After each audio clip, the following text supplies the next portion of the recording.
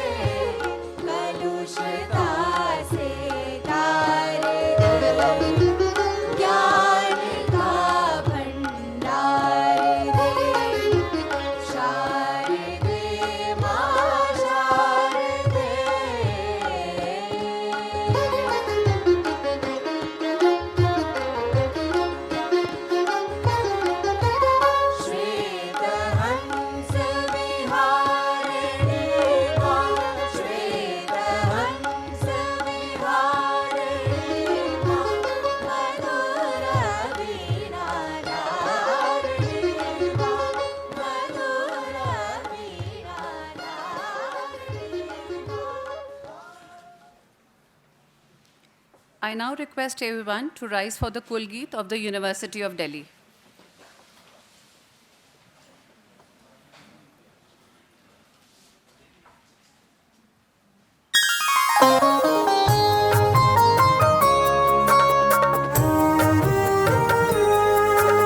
जयति जय जय जयति जय जय ज्ञान का लोक अनुपम, श्रेष्ठ सुंदर दिव्य दिल्ली विश्वविद्यालय विहंगम। जयति जय जय जयति जय जय ज्ञान का लोक अनुपम।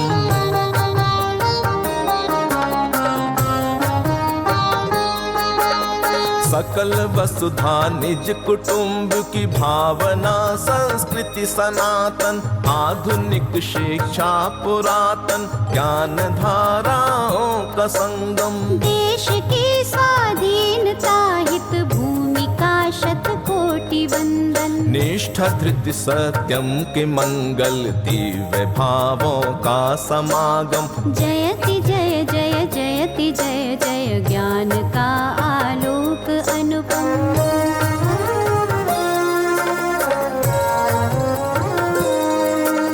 भव्य महाविद्यालयों के परिसरों से चिर सुशोभित, श्रेष्ठ गुरुजन कर रहे नित छात्र और छात्राएं दीक्षित। सदचरित्राचार पावन साधना संकल्प संयम, नवल वैश्विक चेतना नव क्रांति संस्कारों का उद्गम। जयति जय जय जयति जय जय ज्ञान का लोक अनुपम। श्रेष्ठ सुंदर दिव्य दिल्ली विश्वविद्यालय विहंगम। जयति जय जय जयति जय जय ज्ञान का लोक अनुपम। ज्ञान का आलोक अनुपम। ज्ञान का लोक अनुपम। ज्ञान का आलोक अनुपम।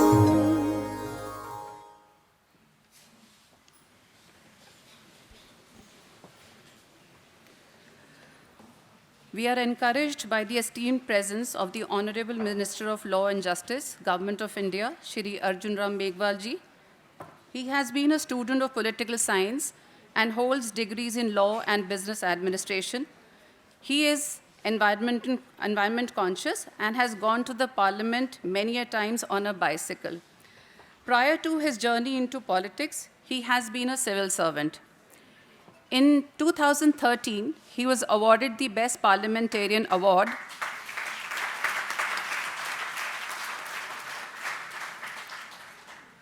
and he is seen as a good floor manager in both houses of parliament. He tabled the Nari Shakti Vandan Adhiniyam in September 2023, which has given 33% reservation for women in Lok Sabha and all state legislative assemblies. He is a Ram and Kabir Bhakt, and he is also proficient in singing bhajans.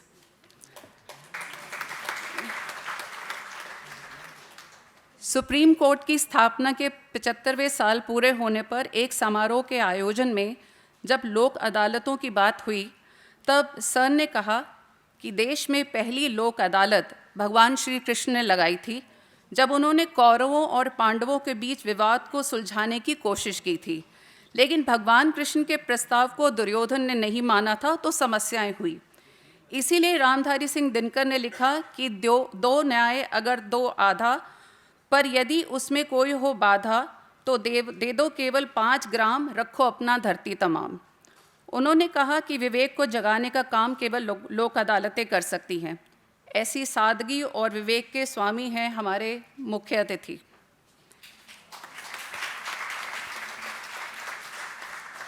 May I kindly request our Honorable Vice Chancellor, Shri Yogesh Singh ji, to felicitate our chief guest.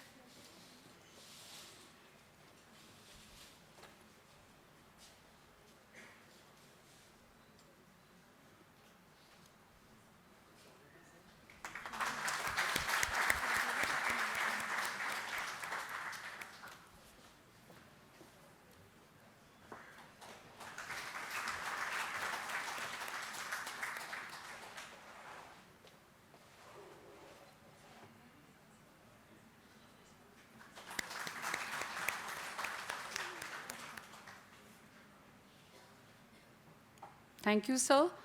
I would also like to invite Dr. Rajkumar Falvaria ji, Joint Director, Gandhi Bhavan, on stage to honor the Honorable Minister, sir. Dr. Falvaria has also been a great support to the center in thought and deed.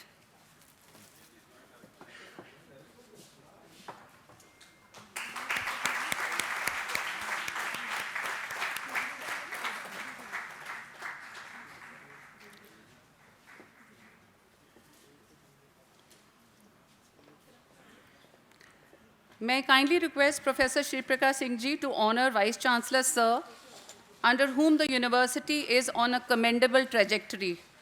From being at rank 23 in NIRF in 2022, the university has moved up to rank 6 in 2024.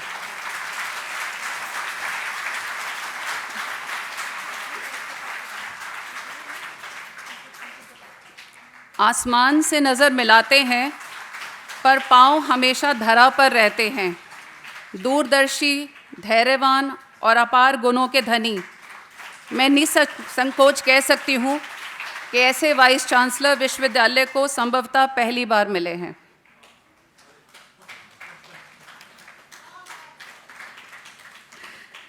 May I now request Professor Ravinder Kumar, Director, Center for Independence and Partition Studies, to present our token of honor and appreciation to Professor Tek Chandani ji.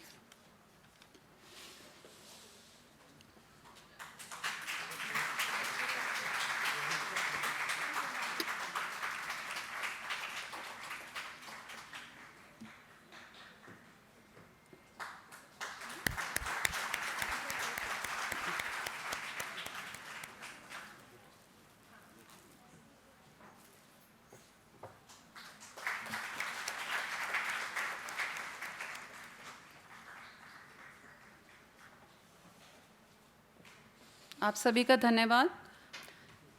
Centre for independence and partition studies is on a journey, और हमारी इस यात्रा में हमें मिले ऐसे जीवंत धरोहर जिनका जीवन एक मिसाल है। 1947 के बंटवारे ने जब नक्शे से उतरी एक लकीर को सरहदों में बदल दिया, तो कंचे और गिल्ली डंडा खेलने वाला बचपन तार तार हो गया। पाँव में छाले थे और आँखों में दर्द से भीगे आंसू, और एक अनजान सफ़र। वो नादान उम्र कुछ नहीं समझ पाई, पर वक्त दे गया एक सीख। किसी ने धूल क्या फेंकी आंखों में, कमबख्त पहले से बेहतर दिखने लगा। सेंटर ने ऐसे जिन 4 विभाजन विस्थापितों से साक्षात किया, वो आज हमारे बीच हैं। I request the honourable minister sir to please felicitate our heroes.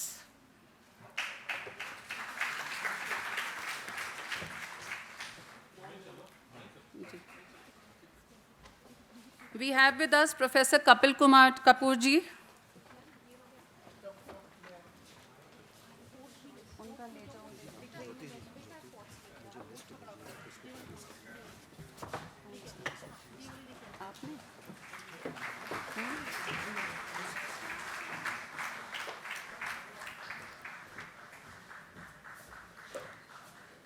Professor Kapil Kapoor ji is a renowned scholar on Indian knowledge traditions.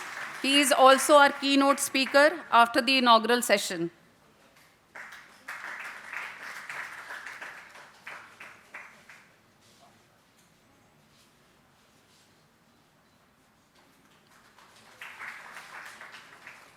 उनके बाद हमारे साथ हैं श्री कृष्णानंद सागर जी। आज भी संपादन और प्रकाशन का काम करते हैं।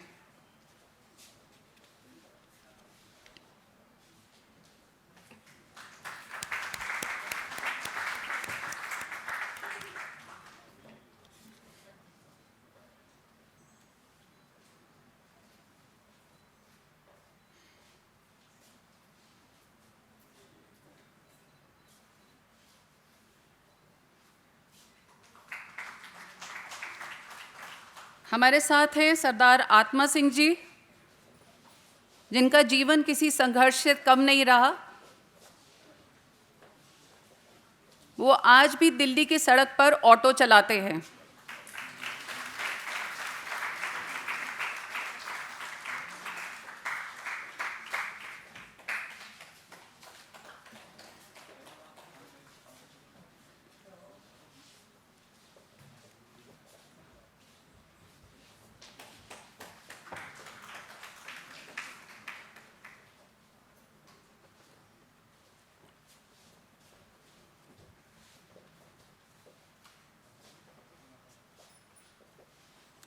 और हमारे साथ हैं श्री जगदीश चंद्र गोसाई जी,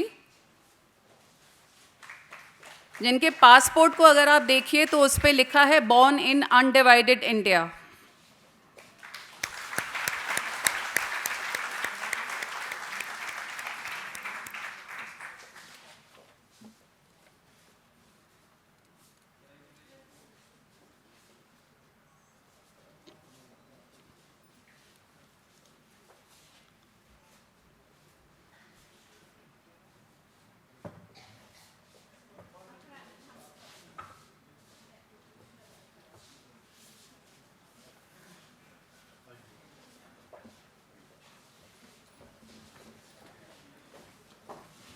माननीय मंत्री जी और अन्य विशिष्ट अतिथियों का बहुत बहुत धन्यवाद।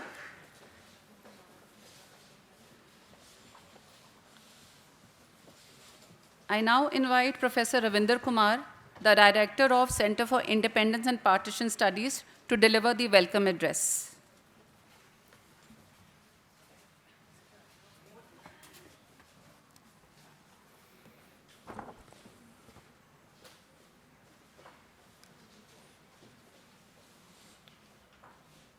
Honourable minister of law and justice Bharat सरकार, बहुत ही आदरणीय श्री अर्जुन राम मेघवाल जी,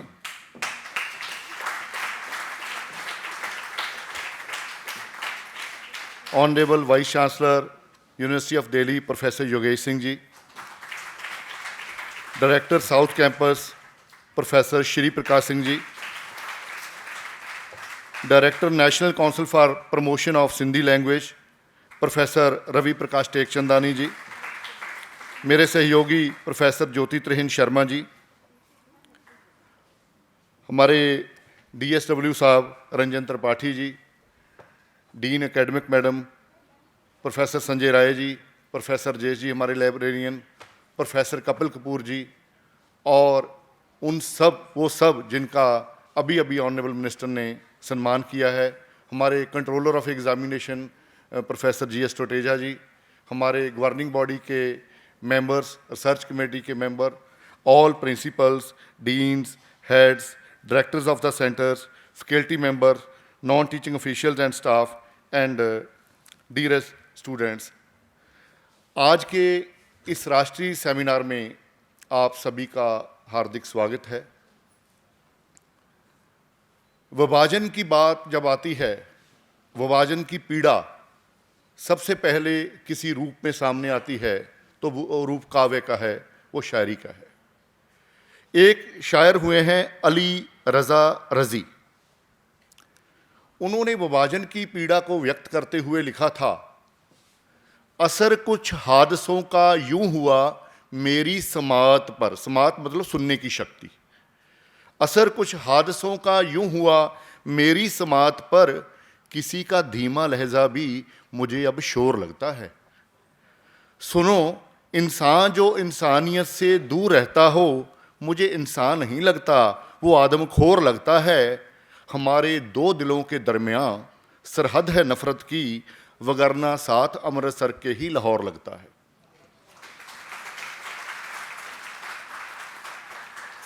पिछले लगभग 1300 सालों में जितने हादसे, हमले, गुलामी और विभाजन हमारे भारत ने देखे हैं, दुनिया में शायद ही किसी और मुल्क ने देखे।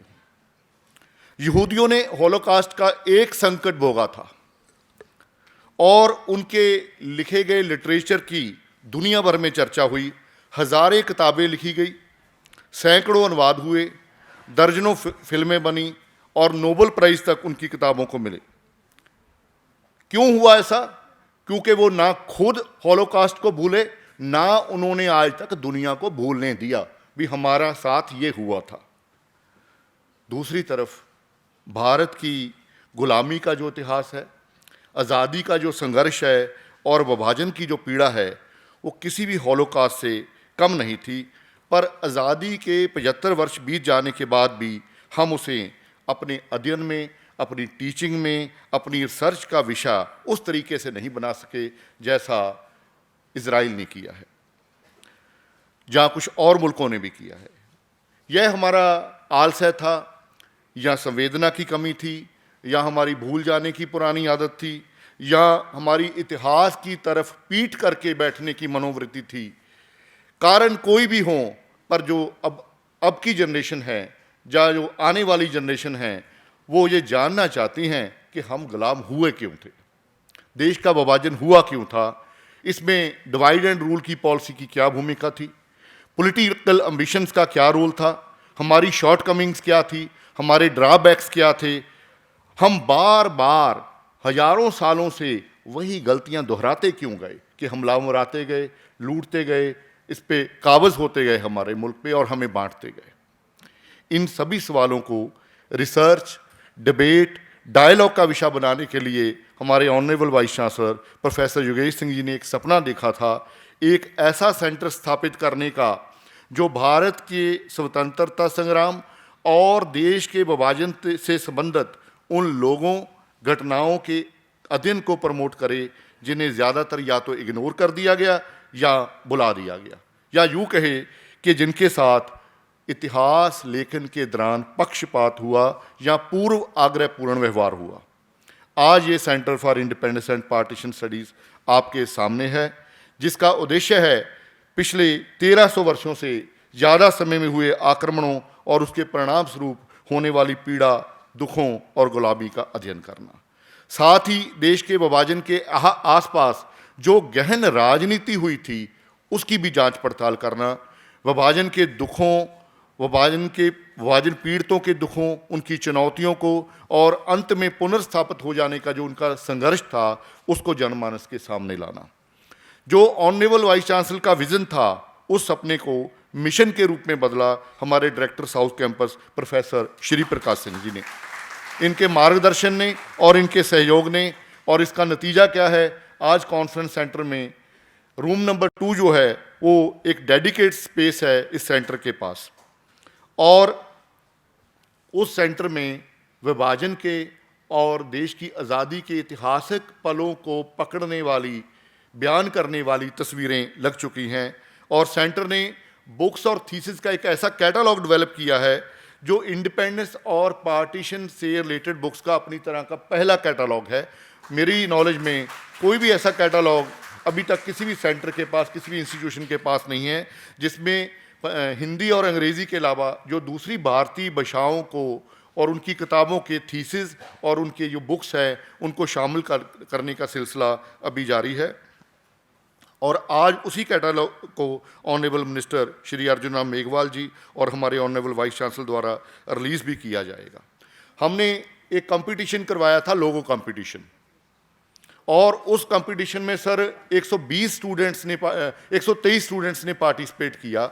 उसमें हमने 5 बेस्ट स्टूडेंट एक हमारी कमेटी ने चुने हैं जिन्होंने बेस्ट लोगो बनाया है, और आज उन स्टूडेंट को अगले सेशन में जो पार्टिसिपेंट हैं, जो अवार्ड विनर हैं, उनको अवार्ड भी दिए जाएंगे। सर विभाजन पीड़ितों के जो इंटरव्यू है उसका काम भी हमने शुरू कर दिया है। अभी तक 7 इंटरव्यू किए हैं, और इनकी पीड़ा और संघर्ष की कहानी तो एक तरफ, पर उस इंटरव्यू से जो बातें निकल कर सामने आई हैं, मैं 2-3 बातें आपसे ज़रूर शेयर करना चाहूँगा। पहली बात, सभी ने कहा, प्रोफेसर कपिल कपूर से लेकर कृष्णानंद सागर जी तक, आत्मा सिंह जी तक, कि हमने कभी हाथ नहीं फैलाया, अपनी मेहनत के बल पर दोबारा खड़े हुए। दूसरी बात जो कही वो ये थी, हमें व्यक्तिगत लॉस का अफसोस कम है, सामूहिक लॉस का अफसोस ज़्यादा है।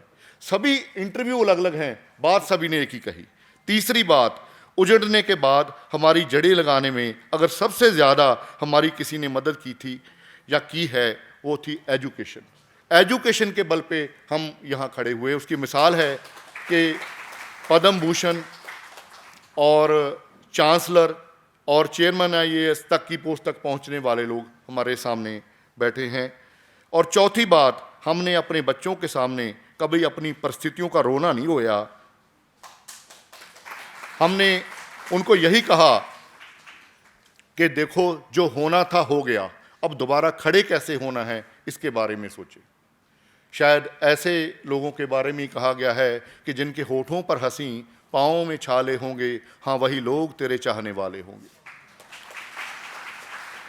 सर विभाजन पीड़ितों की इंटरव्यू से ऐसी ऐसी महत्वपूर्ण बातें निकल के सामने आई हैं, इतने कम समय में उनको यहाँ बताना अब संभव नहीं है, पर आपके लिए खुला निमंत्रण है कि अगर आपके पास, आप सभी के पास किसी भी विभाजन पीड़ित का रेफरेंस है तो आप हमें बताइए, हम इंटरव्यू करने जाएंगे, या अगर आप इंटरव्यू करना चाहते हैं तो हम आपको टेक्निकल सपोर्ट प्रोवाइड करवाएंगे। हमारे कैमरामैन हमारा क्वेश्चनियर लेके साथ में जाएंगे, आप उनसे बात करिए, हम उसको सेंटर के लिए उसको रिकॉर्ड करेंगे।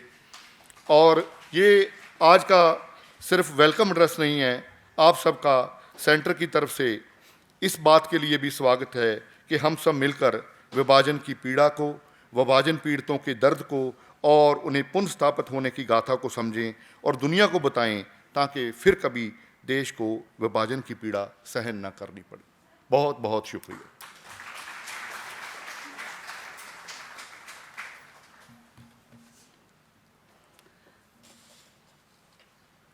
Thank you, Professor Ravindra Kumar ji. As mentioned by him, the VCIS interns, under the brilliant guidance of Professor Amrit Kaur Basra and Professor G.S. Tuteja, and under the director and joint director of the center, have prepared this catalogue. We request all the dignitaries on the dais to kindly release the catalogue.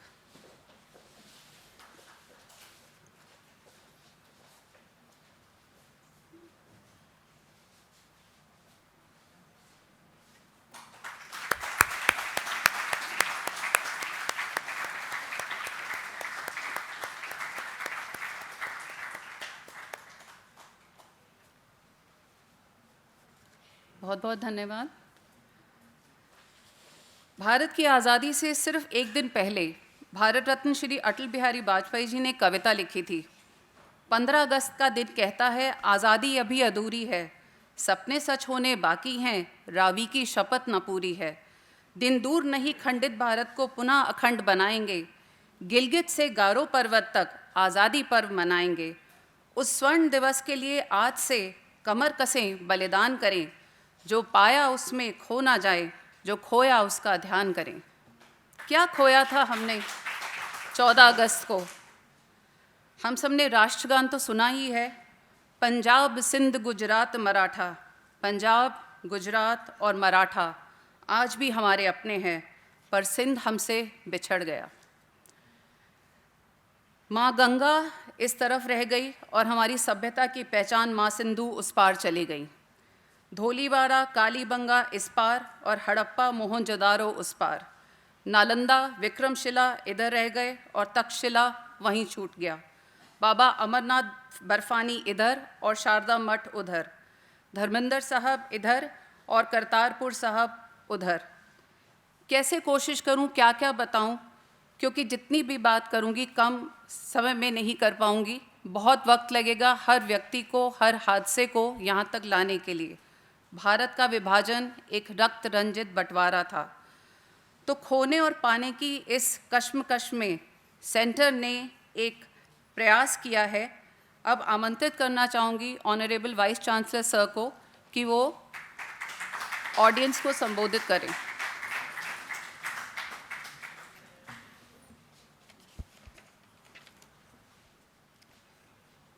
Good morning, namaste. Good morning to all of you. आदरणीय अर्जुन मेघवाल जी, Honorable Minister of Law and Justice, Government of India, Professor Kapil Kapoor, Professor Shri Prakash, Director South Campus, University of Delhi, Professor Ravi Prakash Tekchandani, Director National Council, उन्हें कोई बात नहीं, director centre for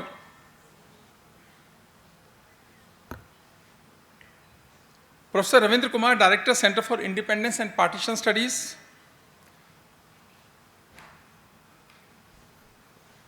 professor Tekchandani, director national council for promotion of Sindhi language, madam Jyoti Sharma, deans, principals, directors, respected faculty members, invited guests, and my dear students, good morning to all of you. दिन मनाने का क्या फर्क पड़ता है, मैं उसका एक उदाहरण से अपनी बात शुरू करूंगा।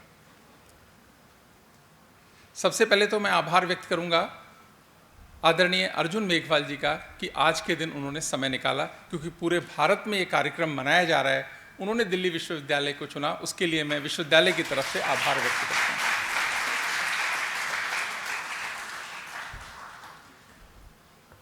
मैं जब यहाँ आया तो मुझे एक उदय प्रताप सिंह हिंदी के कवि हैं, उनकी कविता की पहली लाइन याद आई, दूसरी याद नहीं आई। और मैंने थोड़ा सा और अपने मन पे, दिमाग पे जोर डाला तो मुझे याद भी आई कि कैसे प्रभाव पड़ता है उन्होंने कहा कि भारत में विलय जरूरी था उन जीते हुए ठिकानों का, भारत में विलय जरूरी था उन जीते हुए ठिकानों का, लहू बर्बाद कर दिया हमने भारत के वीर जवानों का। आज का दिन उन वीर जवानों को याद करने का भी दिन है। आज 15 अगस्त से एक दिन पहले यानी उसकी पूर्व संध्या पर उन सबको भी याद करने का दिन है। और भारत की सरकार का, भारत के यशस्वी माननीय प्रधानमंत्री का मैं हृदय से आभार व्यक्त करूंगा कि उन्होंने ऐसा सोचा कि 14 अगस्त को भारत को विभाजन विभीषिका स्मृति दिवस मनाया जाएगा।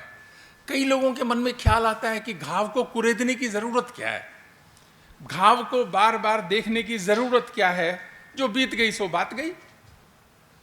ये जो बीत गई सो बात गई ने 800 साल की गुलामी भारत को दी, क्योंकि बीत गई सो बात गई होता नहीं है ऐसा।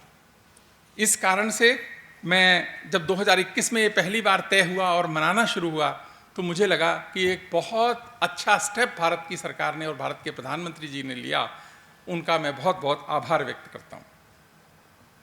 और ये क्यों मनाना सोचा कि in the memory of the struggles and sacrifices of people during the partition, कि पार्टीशन में जो लोग मारे गए या जिनके जो स्ट्रगल थे, सेक्रीफाइसेस थे, उनको याद देश की आज की पीढ़ी करे और आने वाली पीढ़ी के मन तैयार करे। कितना भयावह था वो सब, कितना भयावह था, पर क्या वो आवश्यक था? कितना भयावह था पर क्या वो आवश्यक था? ये प्रश्न तो है ना, अपने मनों में हमको इस पे सोचना तो चाहिए, क्या वो आवश्यक था? राम माधव जी ने एक किताब लिखी, 2022 में आई वो किताब, पार्टीशन फ्रीडम। और उस किताब का पहले चैप्टर का टाइटल है नोबडी वांटेड इट। टाइटल है nobody wanted it but nobody stood up. कोई चाहता नहीं था ऐसा हो, पर कोई उसके विरोध में खड़ा भी नहीं हुआ। कोई कुछ नहीं बोला, कोई कुछ नहीं बोला। इतनी आसानी से पार्टीशन हो गया, देश बट गया, देश कट गया, कोई कुछ नहीं बोला।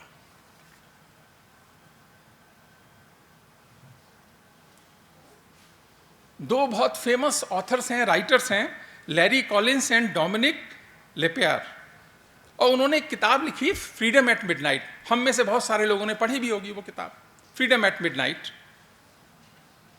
उस किताब में जब वो लिखा, उन्होंने ब्रिटिश राज के लास्ट के 2 साल उसमें लिए, 47 से 48 तक का कालखंड लिया, यानी माउंटबेटन के भारत में आने से लेकर महात्मा गांधी की हत्या तक, इतना सा कालखंड उन्होंने लिया और पूरी किताब इस पे लिखी।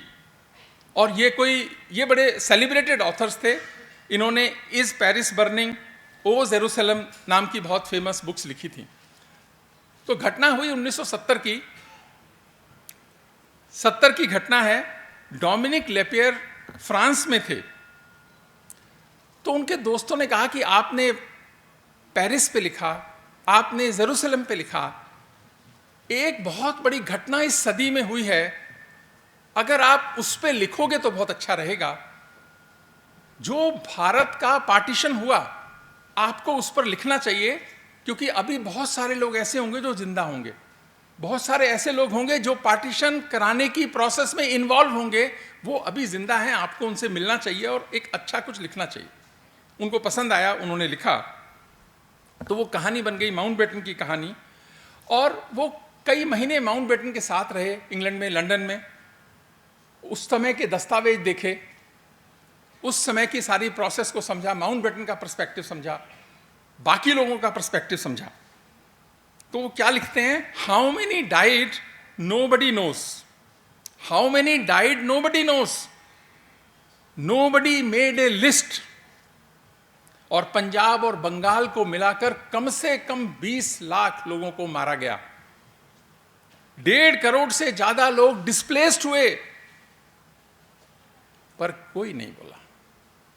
भारत में भी नहीं बोला, भारत से बाहर भी नहीं बोला, कोई नहीं बोला। क्यों 14 अगस्त जरूरी है कि कोई नहीं बोला। और माउंटबेटन ने क्या कहा, एक स्टेटमेंट उन्होंने दी माउंटबेटन की, मैं कोट करूंगा उसको। माउंटबेटन ने उनको कहा, ऑथर्स को बातचीत में, कहते हैं कि ये थैंकलेस हैं ब्रिटेन के लोग। माउंटबेटन कहते हैं 1970 की घटना है कि थैंकलेस हैं ये ब्रिटेन के लोग, मैंने भारत का पार्टीशन करवाया बिना एक भी बूंद ब्रिटिश ब्लड गिराए। Exact is without spilling even a single drop of British blood. कैसी सोच है? 30 लाख लोग मर गए भारत के, उनके खून को आप खून नहीं मानते और कहते हो, गर्व से कहते हो कि without spilling the single drop of British blood. इससे ज्यादा दुर्भाग्यपूर्ण, इससे ज्यादा खराब कोई बात हो सकती है क्या जो लॉर्ड माउंटबेटन ने 1970 में कही? पर कोई कुछ नहीं बोला। ऐसा तो है नहीं, ये किताब में लिखी हुई है घटना। 20 लाख लोग मर गए, कोई कुछ नहीं बोला, किसी की रिस्पॉन्सिबिलिटी फिक्स नहीं हुई। भारत के प्रधानमंत्री का पुनः आभार करूंगा कि आने वाली पीढ़ी को और आज की पीढ़ी को यह सब याद कराने का दिन बनेगा ये 14 अगस्त का दिन। ऐसा दोबारा ना हो जाए, इसका संकल्प लेने का दिन है, उसको समझकर संकल्प लेने का दिन है आज की पीढ़ी के लिए और भावी पीढ़ी के लिए। बांग्लादेश में जो कुछ अब हुआ या जो पहले हुआ और जो हो रहा है, ये उसका एक्सटेंशन है। याद रखने और याद करने का दिन है ये विभाजन विभीषिका स्मृति दिवस। एक और बात क्या है कि जो ब्रिटेन के, यूरोपियन और अमेरिकन बहुत सारे ऑथर्स हैं, वो कोई ना कोई नैरेटिव सेट करने की कोशिश करते हैं। पिछले 70-75 साल में कई नैरेटिव सेट हुए। जब मैं बार बार बोलता हूं कोई कुछ नहीं बोला, मैं कोट करूंगा। वो कहते हैं कि भारत के लोग अपनी रक्षा करने की सामर्थ्य नहीं रखते थे। लिखते हैं, खाली कहते भी नहीं है, लिखते हैं कि भारत के लोग अपनी रक्षा करने की सामर्थ्य नहीं रखते थे।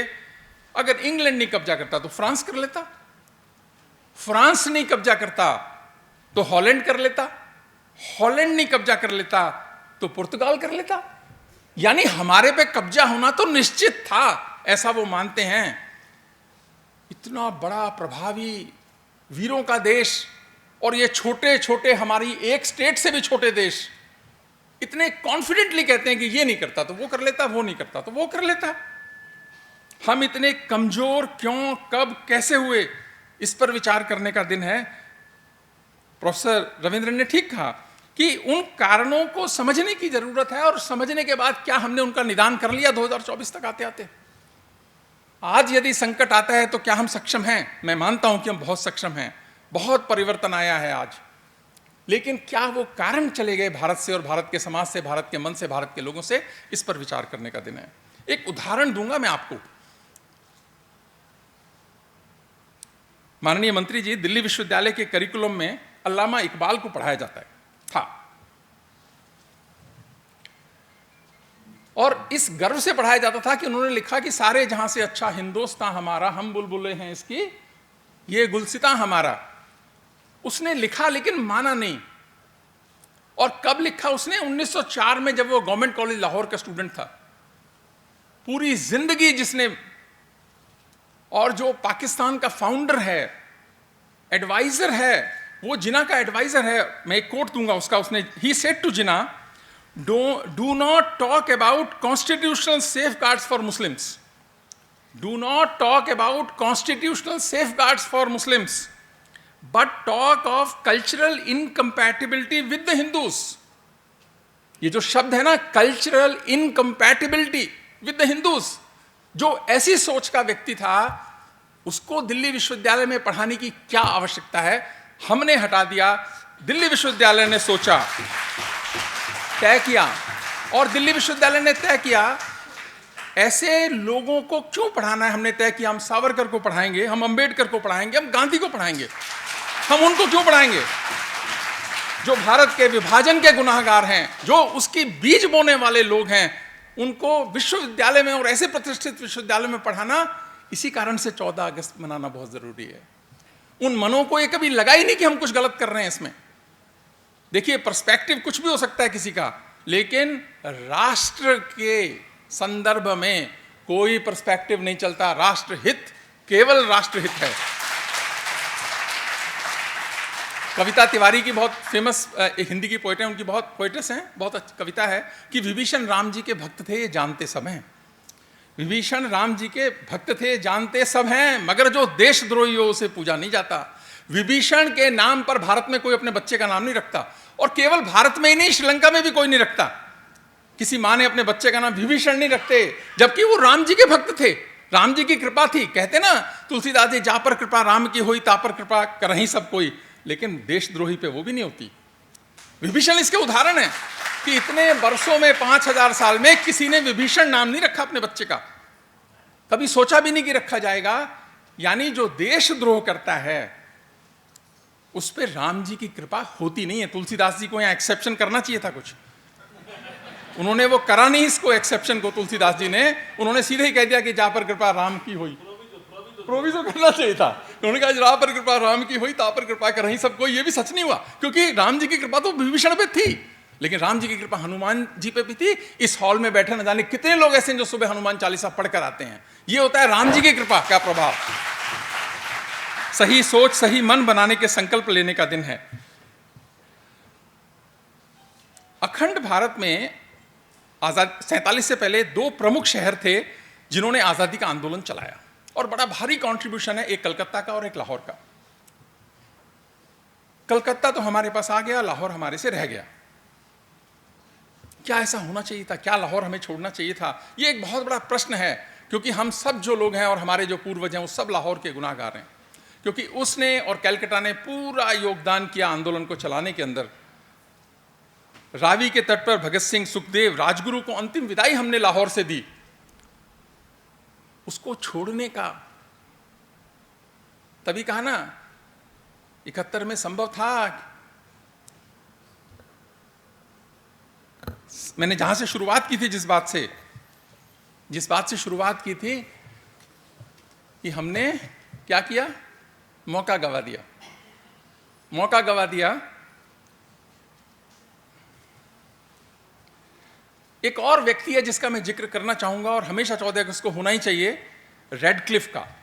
साइरिल रेडक्लिफ जब भारत आए, एक वकील थे और बहुत कोई फेमस वकील भी नहीं थे। वो जब भारत आए 8 जुलाई 1947 को,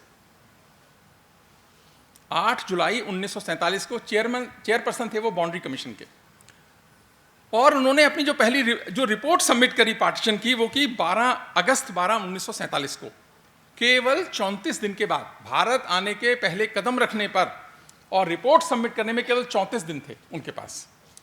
34 दिन में वो रिपोर्ट सबमिट कर गए, और उससे पहले वो कहते हैं न तो मैं भारत को जानता था, ना मैप में पहचान सकता था, ना मुझे इसका आइडिया था, ना इसकी कल्चर का कोई आइडिया था। और वो कहते हैं, और ये बात उन्होंने कही कुलदीप नैयर को। 1970 में कुलदीप नैयर लंदन गए माउंटबेटन से मिलने, वो भी अपनी किताब लिख रहे थे एक।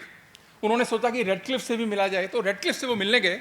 तो रेडक्लिफ ने उनको क्या कहा, उन्होंने कहा मैंने लाहौर भारत को दे दिया था, लेकिन तभी मुझे एहसास हुआ कि पाकिस्तान के पास कोई बड़ा शहर नहीं है।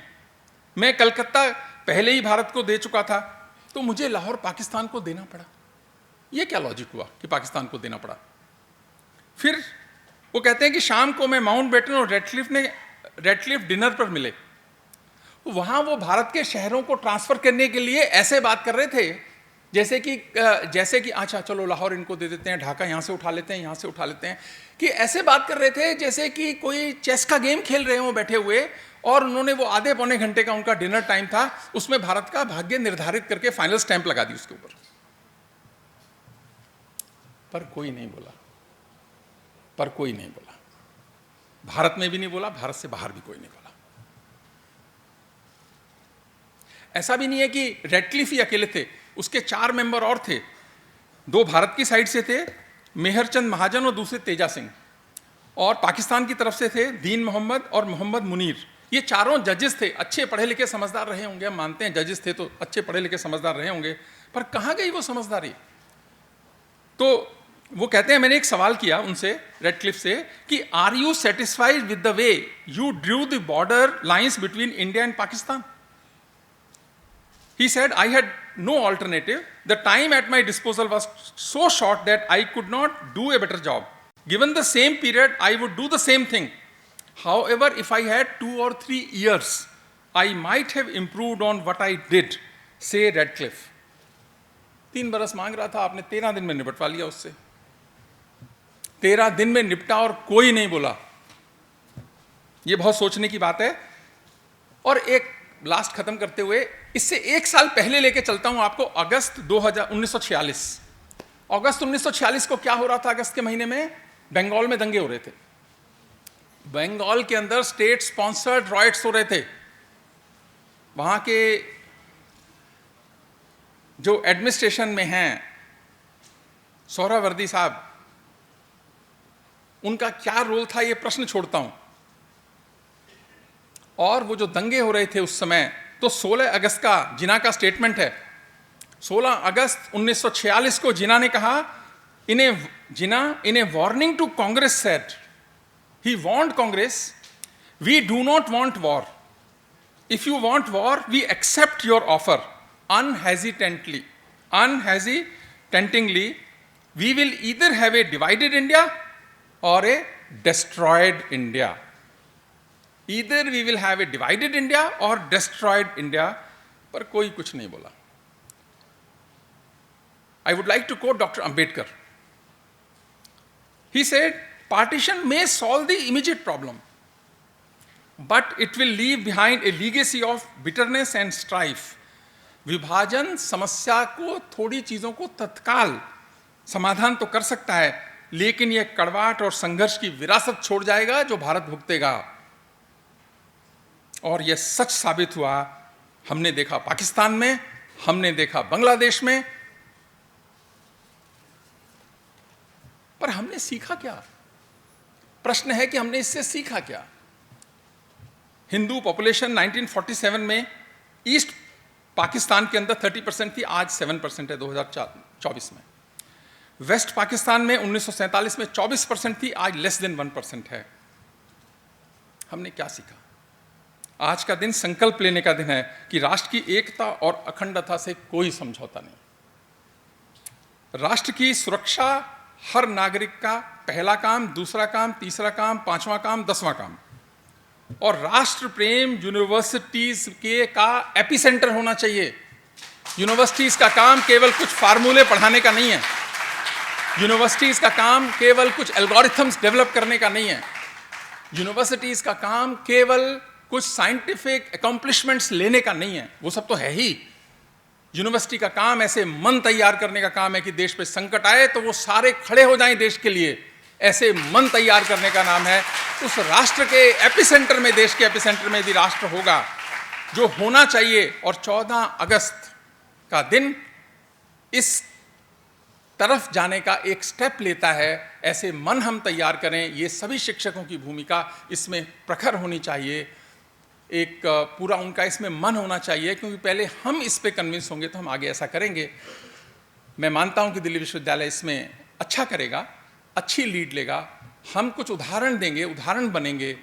यही देश हमसे अपेक्षा रखता है. आशा है हम इस मैसेज को सही तरीके से लेंगे. आप सबका बहुत बहुत आभार.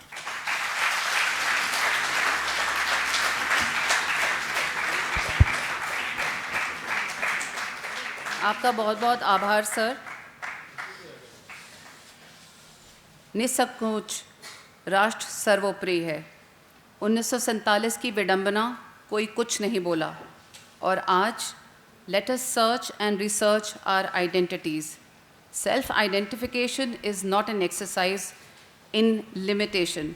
इन fact it frees ourselves from much confusion and ambiguity. तो आज भी ये प्रश्न उतना ही वैलिड है जितना 1947 में था. राज कैसे पहुंच गए गैरों तक, मशवरे तो हमने अपनों से किए थे. अब मैं आमंत्रित करना चाहूँगी हमारे माननीय मुख्य अतिथि श्री अर्जुन राम मेघवाल जी को कि वो अपने विचारों को साझा करें.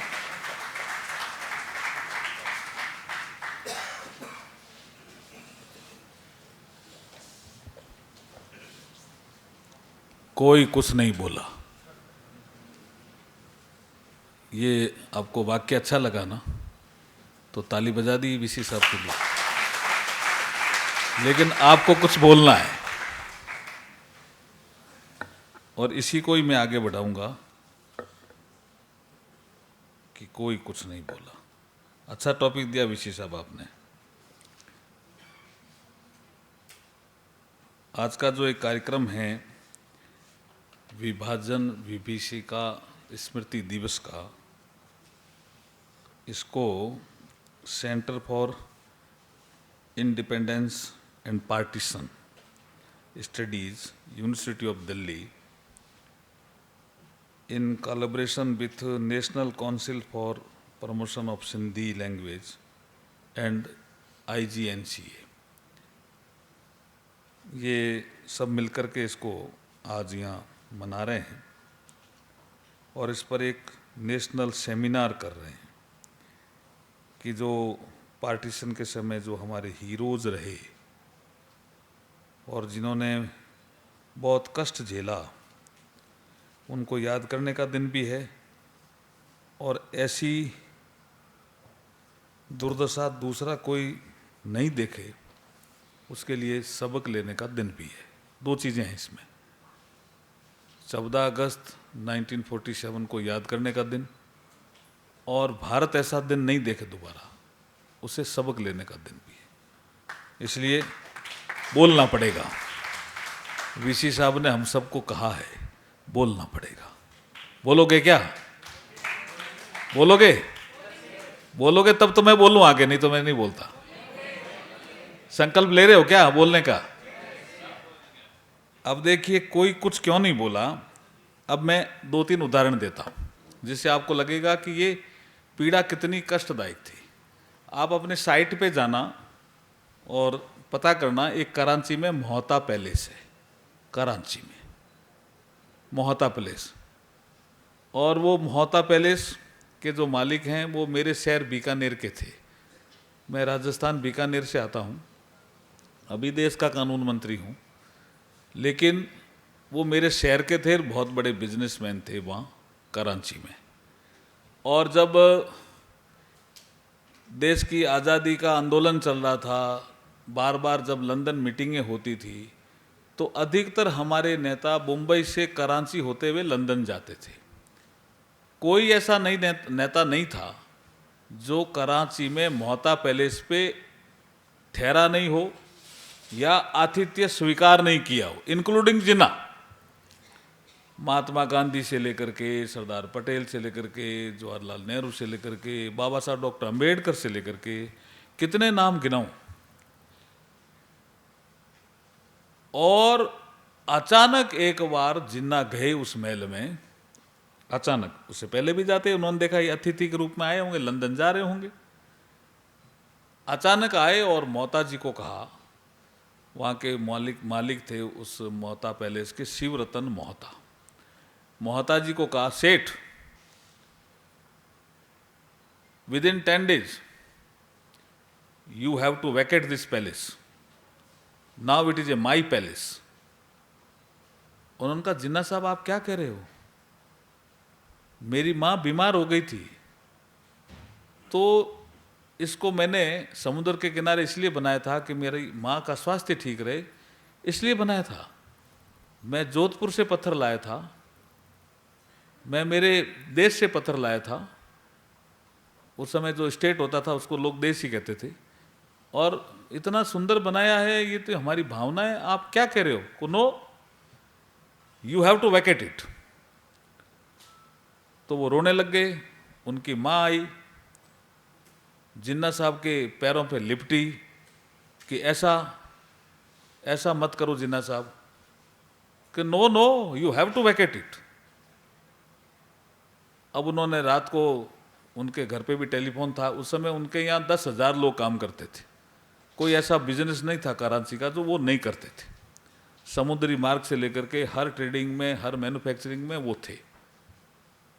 और यहाँ जो घनश्याम दास जी बिड़ला थे, उनके वो रिलेटिव थे। तो 10,000 लोग बहुत होते हैं, उस समय काम कर रहे थे। तो उन्होंने अपने एक बड़े भाई को फ़ोन किया, उनके कोई संतान नहीं थी, वो बीकानेर रहते थे, उस समय भी उनके पास टेलीफोन था। वो हमारे यहाँ महाराजा थे गंगा सिंह जी, उनके वो एडवाइजर थे, फाइनेंशियल एडवाइजर। बोला शिवरतन कैसे फ़ोन कर रहे हो भाई तुम? मैं उस समय बाहर गया तो पीपी कॉल होता था, पीपी लगाते थे, फिर वो नहीं पीपी नहीं मिलता था तो फिर छोड़ देते थे, ऐसा कपूर साहब को ध्यान है, पीपी कॉल होता था। तो बोला कैसे शिवरतन तुम फ़ोन कर रहे हो? कि साहब ये जिन्ना साहब सुबह भी आए, अभी रात को भी आए हैं, कह रहे हैं ये पैलेस खाली करना पड़ेगा। क्या बताया नहीं कि हमारा बनाया हुआ, हमारा ओनरशिप है, हमारा स्वामित्व है, हमारा पैसा लगा? बोला सब बताया, ये नहीं बताया कि मेरी माँ के स्वास्थ्य के लिए हमने समुद्र के किनारे इतना बड़ा पैलेस बनाया था। बोला सब बताया। तो फिर वो कह रहे खाली करना पड़ेगा, कोई चारा नहीं है। तो क्यों कह रहे हैं? कि जिसका ये जिक्र कर रहे थे हमारे वीसी साहब, 3 जून 1947 को शायद माउंटबेटन प्लान एक्सेप्ट हो गया था। 4 जून की प्रेस कॉन्फ्रेंस आपने यहाँ दिखाई थी, यहाँ अभी जो प्रदर्शनी में दिखाई, 4 जून की प्रेस कॉन्फ्रेंस, 3 जून, उन्हीं दिनों की बात है। तो उन्होंने कहा भाई ऐसा है शिवरतन, वो बड़े भाई को भगवान के बराबर मानते थे। शिवरतन, जिस देश का राजा अपने नागरिकों की रक्षा नहीं कर सकता वो देश छोड़ देना चाहिए, तुम आ जाओ। उन्होंने कहा कैसे, क्या कह दिया आपने, क्या छोड़ दो? अब 10,000 तो लोग, 500 ऐसे वरिष्ठ ऑफिसर टाइप, टेक्नोक्रेट, कितना ही बड़ा उनके पास पता नहीं। तो उन्होंने जब पता लगा बिड़ला जी को कि वो कोई समुद्री मार्ग से आना चाह रहे हैं भाग करके वहाँ से, ये विभाजन की विभीषिका के याद करने लायक एक इंसिडेंट है जो आपको बता रहा हूँ, रिसर्च भी कर सकते हो आप इसकी, रिसर्च भी कर सकते हो इसकी। तो जहाज भेजा बिड़ला जी ने, वो इंदौर आए, उनका पोता अभी जिंदा है, राजू मोता, उनसे मैं आज भी बात करके आया हूँ। वो करीब 82 साल के हो गए, 83 लाइक दैट। तो बोला बिड़ला जी ने एक जहाज भेजा, बोला नहीं समुद्री मार्ग से मत जाना, मर जाओगे, मारे जाओगे, मैं जहाज भेजता हूँ, उसमें आ जाना, जो कुछ उसमें छोटा मोटा ला सकते हो ले आना, बाकी सब छोड़ देना अगर आपने, बड़े भाई ने आदेश दे दिया तो। लेकिन मैं तो सोच रहा था आप संघर्ष करते। बोला नहीं भाई साहब माने नहीं। उन्होंने कहा वो जिन्ना साहब तो आर्मी लेके आ गए। अब वहाँ एक श्राप देती है। अब इस श्राप का विषय यहाँ करना चाहिए कि नहीं करना चाहिए, मुझे कर दूं क्या? ये गांधारी का भी श्राप है। वो शिवरतन मोहता की माँ श्राप देती है जहाज में बैठते समय कि जिन्ना साहब जब आप मरोगे ना, तड़प तड़प करके मरोगे। और आपको पता है जिन्ना साहब को टीबी हो गई थी, और जिन्ना साहब कराची के बाद फिर पहाड़ों पे चले गए थे, और जिस दिन उनकी डेथ हुई थी उस दिन वो चौराहे पे आ गए थे और एक गाड़ी मांग रहे थे कि मुझे गाड़ी दे दो, अस्पताल जाना आर्मी की, और गाड़ी नहीं मिली थी। कुछ आपके समझ में आ रहा है ना? है वो कहानी भी है एक। अब ऐसी दशा में वो छोड़ के आगे तो नेहरू लियाकत समझौता होता है 50 में, इंदौर में आकर उन्होंने छोटी मोटी तेल मिल खोली, अपना संघर्ष किया। अब जब जैसे ही उनको नेहरू लियाकत समझौता का पता चला तो उन्होंने देखा कि जो संपत्ति यहाँ लोग छोड़ गए उनके बदले में एक संपत्ति मिल रही है पाकिस्तान में, और जो पाकिस्तान में संपत्ति छोड़ गए उनके बदले में भारत में मिल रही है। ये एक्सचेंज होना था इमोबल प्रॉपर्टी का, कर भी रहे थे लोग, कस्टोडियन प्रॉपर्टी के नाम से घोषित करा के कर भी रहे थे।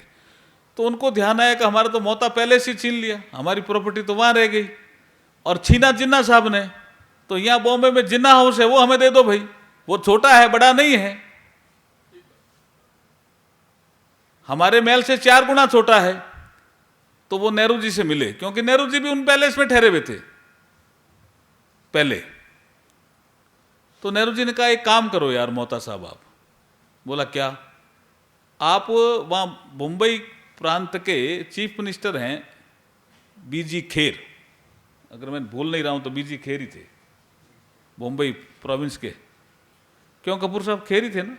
क्यों कृष्णानंद जी सागर साहब यहाँ कर रहे हैं? खेर ही थे। खेर साहब से आप लिखवा के लिया हो रिकमेंडेशन मैं आपको मोहता पैलेस के बदले जिन्ना हाउस दे दूंगा।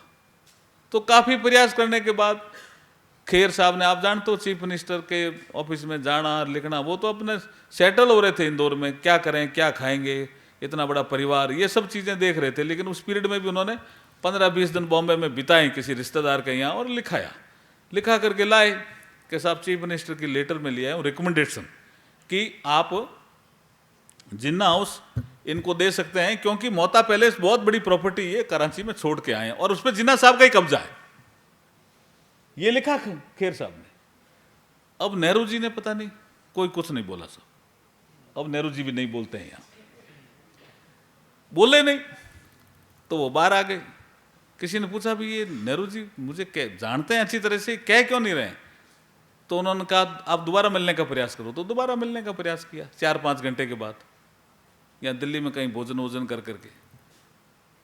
बोला मोहता साहब आप गए नहीं क्या? कि मैं कहाँ जाऊँ, मेरा तो कोई ठिकाना नहीं है दिल्ली में। तो एक काम करो, आप जिन्ना की बहन है फातिमा, उससे लिखा लाओ कि ये प्रॉपर्टी आपको दे दी जाए तो हमें कोई आपत्ति नहीं है। ये बहुत रिसर्च का विषय है विशी साहब। अब वो कैसे ही करके समाचार पहुंचाया फातिमा को, तो फातिमा इतनी प्रभावित हुई कि यार ये इतनी बड़ी प्रॉपर्टी में हम रह रहे हैं और उनको जिन्ना हाउस तो बहुत छोटा है, क्यों नहीं दे रहे हैं? तो वो फातिमा यहां आ गई बॉम्बे आकर के लिख के दे गई। नेहरू जी को भी लिख के दे दिया कि जिन्ना हाउस इनको दे दो, पर कोई कुछ नहीं बोला साहब, कोई कुछ नहीं बोला। आज भी जिन्ना हाउस ऐसे ही है। और मोहता साहब ने कहा मैं शरणार्थी शिविर में नहीं रहूंगा, मैं पुरुषार्थी बनूंगा। जैसे सिंधी समाज ने स्लोगन दिया, हम शरणार्थी नहीं हैं, हम पुरुषार्थी। सिंधी समाज उनका बहुत सम्मान करता है जी, क्योंकि वो कराची से ही आए थे। और आज भी जिन्ना हाउस ऐसे ही पड़ा है जी।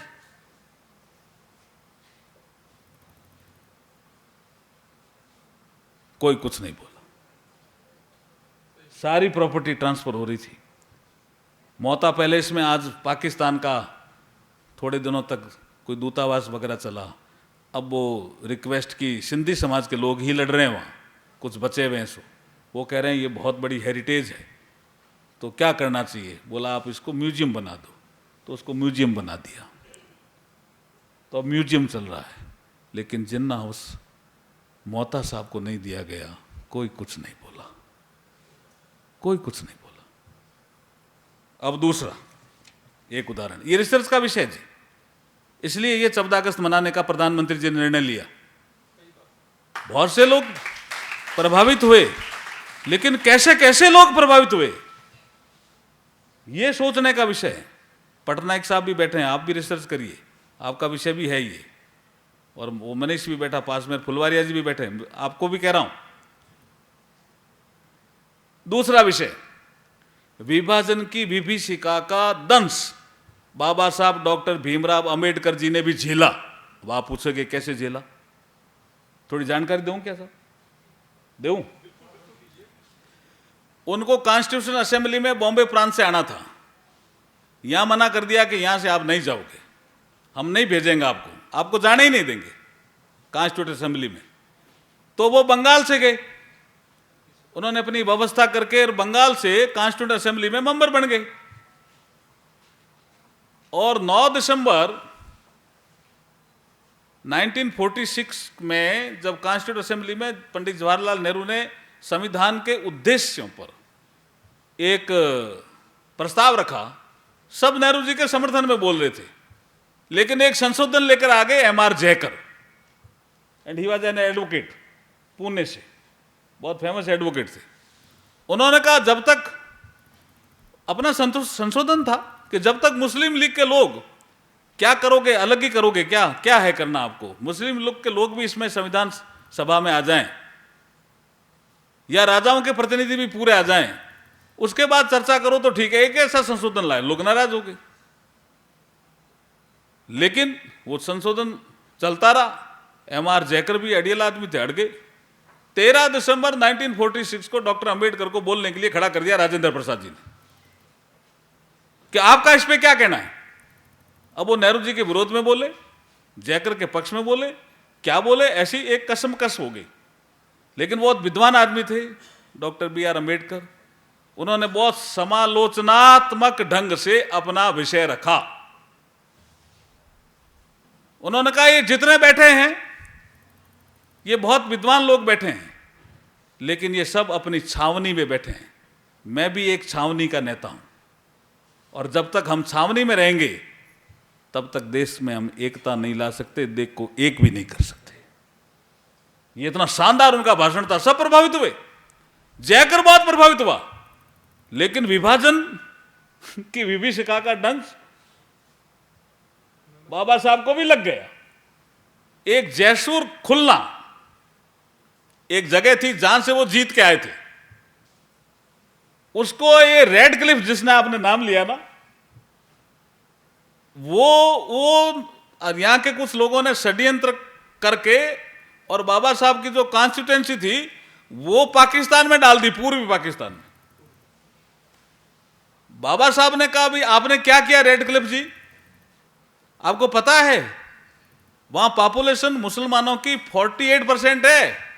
आपका फॉर्मूला है कि जहां 50% से ज्यादा पॉपुलेशन है उसको हम ईस्ट पाकिस्तान में या वेस्ट पाकिस्तान में डालेंगे। जहां 50% से नीचे पॉपुलेशन है मुसलमानों की, वो हिंदुस्तान में रहेगा, भारत में रहेगा। ये फॉर्मूला है आपका। मैं आपको डेटा दे रहा हूं, गणना करके दे रहा हूं कि वहां 48% पॉपुलेशन ही है मुसलमानों की। ये आपने कैसे डाल दिया ईस्ट पाकिस्तान में? माना ही नहीं जी। कुलदीप नायर साहब ने ठीक लिखा। वो 2000 रुपए 2000 पाउंड उसको देने थे। वो कोई एडवोकेट तो था, लेकिन साथ में कोई मेरे ख्याल में डिजाइनर थे, पता नहीं क्या थे, कोई कभी भारत नहीं आए वो। उसको ही काम दे दिया कि तू ये काम कर, 2000 पाउंड तेरे को मिलेंगे। और समय कितना दिया? 5 सप्ताह। इसलिए आप 34 दिन कह रहे हो। 5 सप्ताह में कितने दिन होते हैं? 35 होते हैं, 35। इसलिए 34 दिन में दिया, क्योंकि नहीं तो 2000 पाउंड नहीं मिलते उसको। हाँ हाँ हाँ, बिल्कुल यही था। उसको नहीं तो 2000 पाउंड नहीं मिलते, इसलिए उसको 35 दिन के अंदर अंदर रिपोर्ट देनी थी। बाबा साहब ने कहा क्या किया तुमने? भाई ये जानते थे वो, क्यों, वो भी वकील थे, बाबा साहब भी लंदन जाते रहते थे। माना नहीं। पर बाबा साहब कहां ठहरने वाले थे? वो चले गए लंदन। उन्होंने कहा क्या कर रहे हो साहब? प्राइम मिनिस्टर साहब, इटली थे प्राइम मिनिस्टर, क्या कर रहे हो? बोला क्या हुआ? कि मुझे कॉन्स्टिट्यूशन असेंबली में नहीं रखोगे क्या?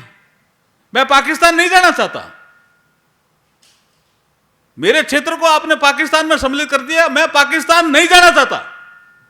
बोला वो आपको कह रहे हैं जिन्ना के पाकिस्तान में बड़ा पद दे दो। नहीं, I don't want to go to Pakistan, I want to live in India.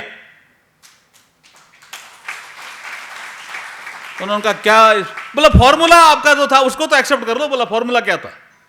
कि फॉर्मूला ये था कि 50% से ज्यादा जिस प्रोविंस में, जिस शहर में, जिस नगर में, जिस जगह लोग होंगे मुस्लिम, वो जाएगा ईस्ट और वेस्ट पाकिस्तान में, बाकी पार्ट जो है वो इंडिया में रहेगा। मेरे यहां 48% है, आंकड़ा लेके गए थे। प्राइम मिनिस्टर एग्री हुआ, उसने फोन किया इनको कि ये ऐसा मत करो भाई, डॉक्टर अंबेडकर पाकिस्तान नहीं जाना चाहते, और इनको कैसे ही करके कॉन्स्टिट्यूशन असेंबली में सम्मिलित करो। तो वो तो लेकिन रेड क्लिफ मानने वाला था नहीं, वो तो कोई अलग ही आदमी था। उसके खिलाफ कॉन्स्टिट्यूशन असेंबली का कोई आदमी नहीं बोला साहब, कोई नहीं बोला। ये बात पता भी नहीं है सबको, है ये वाली बात पता भी नहीं कि कौन भी किया। ये अभी रिसर्च का विषय है, करना पड़ेगा। ये रिसर्च आपका विषय है, रिसर्च करना पड़ेगा आपको। कोई नहीं बोला, एटली बोला। तो फिर राजेंद्र प्रसाद साहब ने कहा नहीं, अब पहले तो हम इनको थोड़ा ऐसा मानते थे कि ये हमारे कांग्रेस के विरोधी हैं डॉक्टर अंबेडकर और ऐसे ऐसे, लेकिन जब इन्होंने 13 दिसंबर 1946 में जब प्रस्ताव पे रखा अपना वक्तव्य, तो हमें लगा कि ऐसा विद्वान आदमी तो हमारी कॉन्स्टिट्यूशन असेंबली का मेंबर होना ही चाहिए। तो हम एटली साहब अब कोशिश करेंगे कि हम इसको बॉम्बे प्रांत से जीता करके ले आएंगे। पर कैसे लाओगे? कि कोई सीट खाली करने का प्रयास करेंगे। खूब सबको कहा कोई इस्तीफा दे दो, किसी ने नहीं दिया। M.R. जयकर साहब ने इस्तीफा दिया, अपनी सीट खाली करी और वहां से पूना से डॉक्टर अंबेडकर जीत करके कॉन्स्टिट्यूंट असेंबली में आए, इसलिए हमें ये इतना अच्छा संविधान मिला। आप जोरदार ताली बजा सकते हो बाबा साहब भीमराव अंबेडकर के लिए। लेकिन पार्टीजन का डांस उनको भी झेलना पड़ा,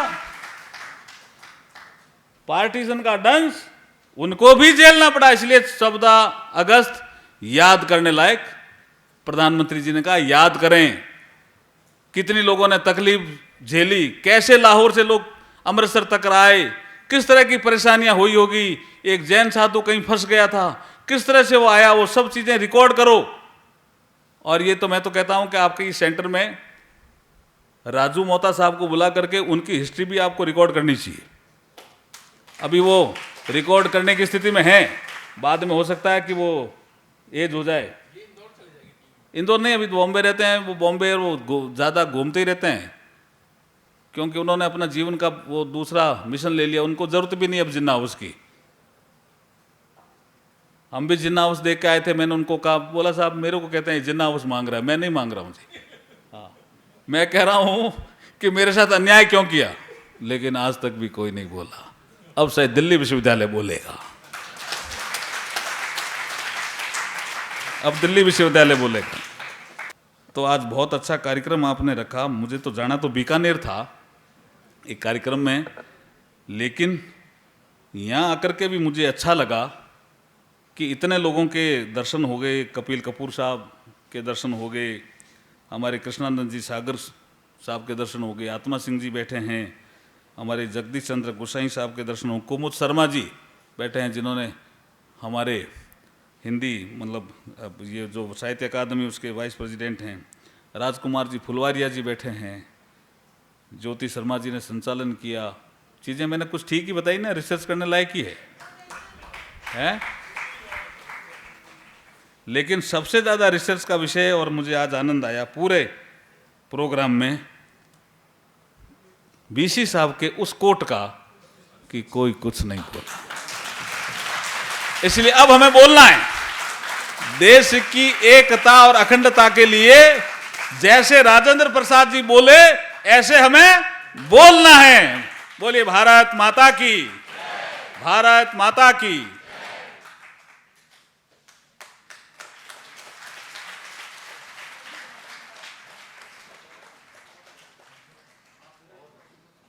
बहुत बहुत बहुत आभार सर।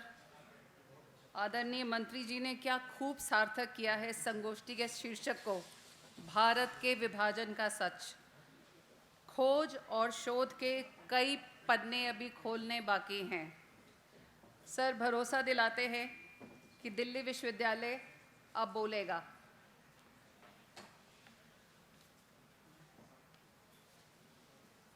इसी के साथ हम इस सत्र के समापन की ओर बढ़ रहे हैं। मैं kindly call upon professor Tekchandani ji to deliver the vote of thanks.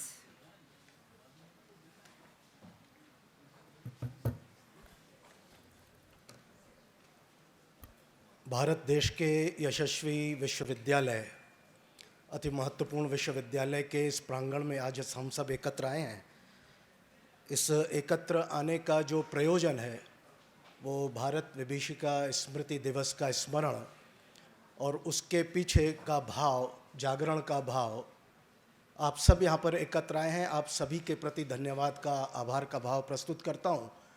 लेकिन चूंकि सिंध के क्षेत्र का जिक्र आ गया मोहता पैलेस का, तो मंचस्थ अग्रजों से अनुमति लेते हुए एक शोध का विषय आप सबके सम्मुख भी रखता हूँ।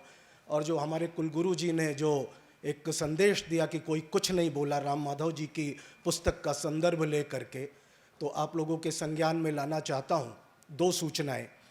जब थरपारकर और नवाबशाह ज़िला जो बॉर्डर जिला है, जब उन दोनों के कुछ कुछ अंश तोड़ करके सांगड़ डिस्ट्रिक्ट बनाया गया, और सांगड़ डिस्ट्रिक्ट बनाने के बाद जब विभाजन होता है, देश स्वतंत्र होता है, तो पुनः सांगड़ के वो क्षेत्र थरपारकर में और नवाबशाह में डाल दिए जाते हैं। क्यों डाल दिए जाते हैं? क्या ये पहले से तय था कि सिंध का एक गांव भी इस तरफ लेकर के नहीं आना है? एक दूसरा शोध का विषय आप लोगों के सम्मुख रखता हूँ। मोहता पैलेस, जिसका बहुत ही अद्भुत सूचनाएं और संदर्भ हम सबके सम्मुख आया। कराची का अद्भुत ये मेरा जाना हुआ है, उस मोहता पैलेस को मैं देख करके आया हूँ। आप लोगों को ये सूचना देना चाहता हूँ, ये शोध का विषय है, जो शोधार्थी यहाँ बैठे हैं। 7 बार महात्मा गांधी जी सिंध की यात्रा करते हैं, 1916 से लेकर के 1936 तक। 1936 से 47 तक वो एक बार भी नहीं जाते हैं। ऐसा क्यों हुआ है? क्या उनकी दृष्टि वहाँ तक पहुँच गई थी क्या कि आने वाला देश, आने वाला काल भारत को विभक्त करेगा? एक और शोध का विषय हो सकता है। ये सारे कुछ बिंदु के.आर. मलकानी जी की पुस्तक द सिंध स्टोरी उसमें उद्धृत है। आज मेरा दायित्व सिर्फ इतना है धन्यवाद ज्ञापन का। इस विषय पर कभी और आप सबके सम्मुख यदि अवसर मिला तो बिंदु रखूंगा। भारत के यशस्वी प्रधानमंत्री जी का हम सब मिलकर के करतल ध्वनि से आभार प्रकट करें कि उन्होंने ऐसा हम सबको ये अवसर उपलब्ध कराया। आदरणीय अर्जुन राम जी मेघवाल, जिन्होंने बहुत अद्भुत दृष्टि दी हम सबको, बहुत अच्छे सूत्र दिए और शोध के लिए प्रेरित किया। मंत्री महोदय जी, हम आपको इस विश्वविद्यालय का अग्रज मानते हैं और आपके इस भाव का हम सम्मान करेंगे और यह किप्स शोध के भाव में रत रहेगा। हम आपको कुछ सूचनाएं भी देंगे निश्चित रूप से। हम सब के बहुत ही प्रिय अपने अग्रज प्रोफेसर योगेश सिंह जी, जब हम उनको सुनते हैं तो आग्रह करता है, मन करता है कि उनको सुनते ही रहें। ये सच कहा कि दिल्ली विश्वविद्यालय का यह सौभाग्य है कि वर्तमान में हमारे योगेश सिंह जी, अग्रज योगेश सिंह जी हमारे कुलगुरु हैं। हम सर आपके प्रति भी आभार प्रकट करते हैं। और आप सब लोगों को एक सूचना दे देता हूं भाई श्री प्रकाश जी का मान रखते हुए कि जब ये चर्चा हो रही थी माननीय योगेश जी के साथ, जब देश के प्रधानमंत्री जी ने ये निर्णय ले लिया था कि 14 अगस्त विभाजन विभीषिका स्मृति दिवस होगा, तो हम सब कुछ मित्र बंधु सर के साथ बैठे थे। श्री प्रकाश जी ने योगेश सर के सामने, वीसी सर के सामने कहा और उन्होंने उसको सहज स्वीकार किया कि इसमें इंडिपेंडेंस शब्द भी जोड़ दिया जाए। तो इसलिए आज इस सेंटर का नाम है centre for independence and partition studies. आप दोनों की इस दृष्टि के लिए आप दोनों का बहुत बहुत आभार प्रकट करता हूँ। मेरे अग्रज हैं professor Shri Prakash ji, director south campus हैं। आज वो क्यों मौन है मुझे पता नहीं है, उनको भी बोलने का अवसर मिलता तो निश्चित रूप से कुछ सूत्र पॉलिटिकल साइंस को हमें भी मिलते उनको। प्रोफेसर रविंद्र रवि जी, जो मेरे सखा हैं, आप डायरेक्टर हैं centre for independence and partition studies के, आपका आभार। इस पूरे टोली के साथ जो आप आगे बढ़ रहे हैं, गवर्नमेंट बॉडी, रिसर्च कमेटी, इन सब का आभार। ज्योति दीदी, आपका भी आभार। आप सब ने बहुत सहज मनोयोग से ये कार्यक्रम आयोजित किया।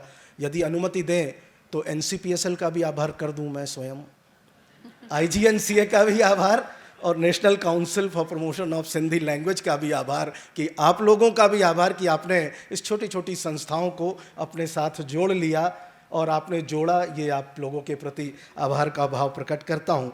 और उपस्थित आप सभी सुधी राष्ट्र प्रेमी बंधु भगिनी जो यहाँ उपस्थित हुए हैं, छात्र छात्राएं, शोधार्थी, शिक्षक, आप सब लोगों का हृदय से आभार।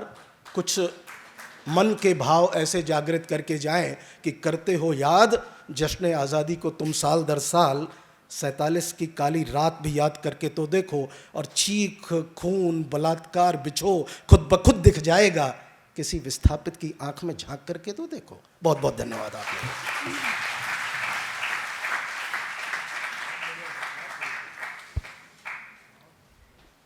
With this, we come to an end to the inaugural session. After we move out from here, we'll take a break for around 25 minutes, and all of you are requested to join us for tea. After that, we come back at 12:15 p.m. sharp to listen to Professor Kapil Kapoor, who is our keynote speaker for that session. May I now request everyone to rise for the national anthem.